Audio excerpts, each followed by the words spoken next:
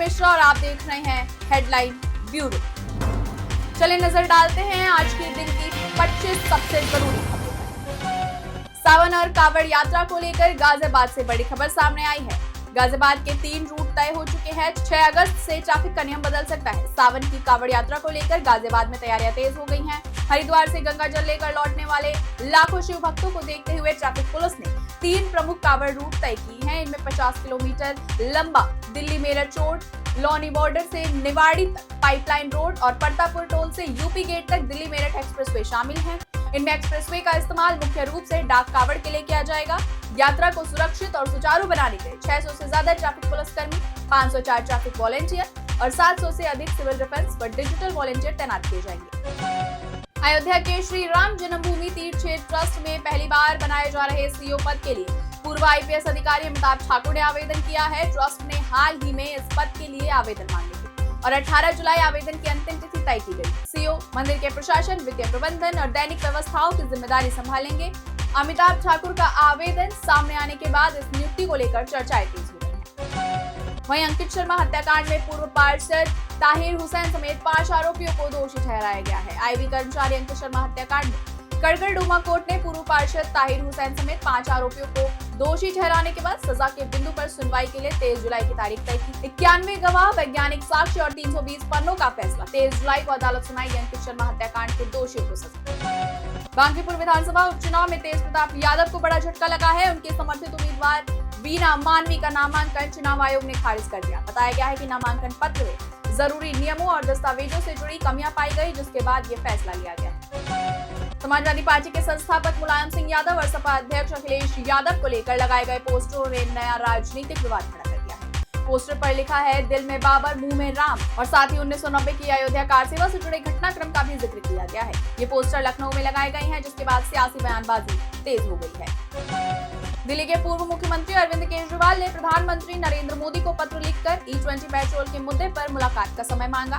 उन्होंने मांग की है कि पेट्रोल पंपों पर E20 के साथ साथ सवारे पेट्रोल का विकल्प भी उपलब्ध कराया जाए। केजरीवाल का कहना है देश के करोड़ों वाहन E20 के लिए डिजाइन नहीं किए गए हैं। ऐसे में लोगों को अपनी पसंद का पेट्रोल चुनने का अधिकार मिलना चाहिए। सुप्रीम कोर्ट ने मंगलवार को राष्ट्रीय राजधानी में अधिवक्ता पंकज शर्मा पर कथित हमले के मामले में दिल्ली पुलिस को जांच की मौजूदा स्थिति पर विस्तृत स्टेटस रिपोर्ट दाखिल करने का निर्देश दिया। अदालत ने यह भी कहा कि पंकज शर्मा के जीवन और व्यक्तिगत स्वतंत्रता को किसी तरह का खतरा नहीं होना चाहिए और उनकी सुरक्षा सुनिश्चित की जाए। वहीं मध्य प्रदेश के सबसे चर्चित धार स्थित भोजशाला सरस्वती मंदिर और कमाल मौला मस्जिद परिसर को लेकर सुप्रीम कोर्ट में सुनवाई हुई। मुस्लिम पक्ष को बड़ा झटका लगा है। सुप्रीम कोर्ट ने मध्य प्रदेश हाईकोर्ट के आदेश पर रोक लगाने से इनकार कर दिया है। मतलब भोजशाला परिसर में नमाज पर रोक जारी रहेगी, लेकिन सुप्रीम कोर्ट ने राज्य सरकार को निर्देश दिया है कि जुम्मे की नमाज के लिए कोई ऐसी खुली जगह उपलब्ध करवाएं जिसका इस्तेमाल अस्थायी तौर पर हो सके। सुप्रीम कोर्ट द्वारा ज्ञानवापी मध्यस्थता को लेकर हुई बैठक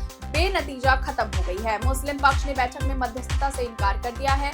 हिंदू पक्ष ने कहा है कि अगर मंदिर हिंदू पक्ष को दे देते हैं तभी ये मध्यस्थता पूरी हो पाएगी, लेकिन मुस्लिम पक्ष ने इस बात से साफ इनकार कर दिया है, यानी मध्यस्थता पूरी तरह से फेल हो चुकी है। अब हिंदू और मुसलमान दोनों पक्षों का कहना है कि वो इस केस में कानूनी लड़ाई लड़ेंगे। वहीं पुणे के चर्चित केतन हत्याकांड में परिवार ने प्रधानमंत्री नरेंद्र मोदी को पत्र लिखकर न्याय की गुहार लगाई है। परिवार का कहना है कि जांच की रफ्तार धीमी है और दोषियों को अब तक कड़ी सजा नहीं मिली है। उन्होंने पत्र में लिखा है कि एक मां अपने बेटे के लिए न्याय मांग रही है, हमें निष्पक्ष और तेज जांच चाहिए। परिवार ने केंद्र सरकार से मामले की निगरानी कर जल्द न्याय दिलाने की अपील की।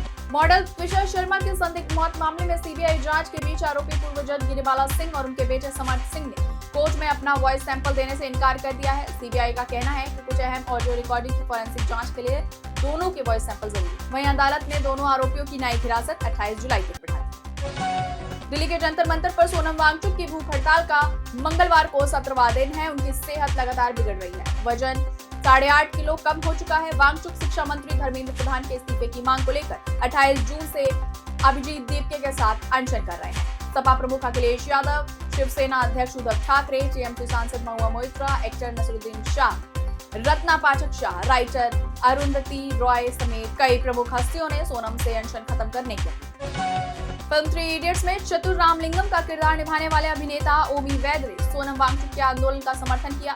उन्होंने लोगों से अपील करते हुए कहा कि ये सिर्फ एक व्यक्ति का आंदोलन नहीं बल्कि शिक्षा, पर्यावरण और आने वाले पीढ़ियों के भविष्य का सवाल है, इसीलिए लोगों को इसके समर्थन में आगे आना चाहिए। मध्य पूर्व में बढ़ते तनाव के बीच भारत ने एक बार फिर अपना रुख साफ कर दिया है। भारत ने संयुक्त राष्ट्र में स्पष्ट किया है कि वो फिलिस्तीन की पूर्ण सदस्यता का समर्थन करता है। विदेश मंत्रालय ने कहा है कि भारत लंबे समय से 2 राष्ट्र समाधान का पक्षधर रहा है और चाहता है कि इजराइल और फिलिस्तीन दोनों शांति और सुरक्षा के साथ रहें। वहीं विदेश मंत्री डॉक्टर एस जयशंकर ने संयुक्त राष्ट्र सुरक्षा परिषद यानी यूएनएससी की 2028-29 अस्थायी सदस्यता के लिए भारत के चुनाव अभियान की शुरुआत की।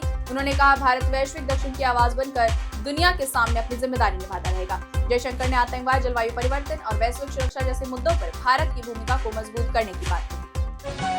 पहलगाम आतंकी हमले के बाद अब भारत ने आतंक के सरगना पर कानूनी शिकंजा कस दिया है। जम्मू की एनआईए अदालत ने लश्कर-ए-तैयबा के सरगना हाफिज सईद के खिलाफ गैर जमानती वारंट जारी किया है। ये कार्रवाई पहलगाम आतंकी हमले से जुड़े मामले में की गई है। जांच एजेंसियों का कहना है कि इस हमले की साजिश में शामिल लोगों के खिलाफ लगातार कार्रवाई जारी है। रसोई से लेकर रोजमर्रा के खर्च तक महंगाई पर सियासत पर गर्मा गई है। कांग्रेस ने बढ़ती महंगाई को लेकर केंद्र सरकार पर निशाना साधा। पार्टी ने सवाल उठाया कि प्रधानमंत्री आखिर जनता की महंगाई की परेशानी पर कब बोले। कांग्रेस महासचिव जयराम रमेश ने एक्स पर एक पोस्ट में दावा किया कि मोदी सरकार के 12 वर्षों का यही असली सार है, झूठे वादों की बहार और जनता पर महंगाई और बेरोजगारी का क्रूर वार। वहीं राष्ट्रवादी कांग्रेस पार्टी के वरिष्ठ नेता प्रफुल्ल पटेल ने पार्टी में किसी भी तरह की अंदरूनी खींचतान से इनकार कर दिया है। उन्होंने कहा, सचिदानंद सिंह के पत्र का पार्टी में कोई महत्व नहीं है। एनसीपी पूरी तरह एकजुट है और किसी तरह का मतभेद नहीं। उनके इस बयान के बाद पार्टी में टूट या विवाद की अटकलों को फिलहाल विराम देने की कोशिश की जा रही है। पश्चिम बंगाल सरकार ने पुलिस विभाग में बड़ा बदलाव करते हुए 28 आईपीएस अधिकारियों के तबादले कर दिए हैं।